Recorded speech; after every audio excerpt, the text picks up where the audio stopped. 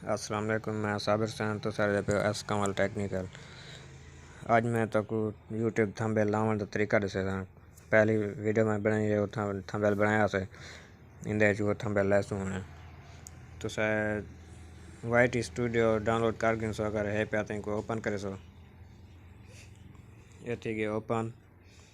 Jerry video तो थंबल लावने वह video पहले ओपन करे सो।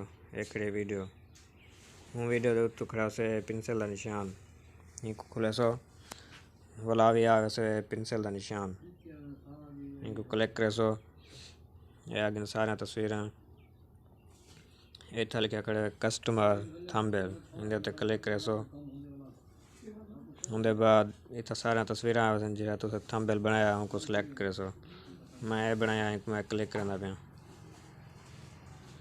देखो हम तो वो थंबल आ गया जरा मैं लैन तस्वीर हटी गई है उत्ते डन का बटन खड़े इनको क्लिक करे सो। डन ते क्लिक कर दे सो इवें आवे से उतो आवे से सेव द बटन इतना कने सेव कर दे सो। सेव करे सो तारी तस्वीर सेहती थंबल लग वैसे। तो अगर वीडियो सही लगी है ताको पसंद आ गए तो ताको समझ आ गए तो लाइक कर दे सो।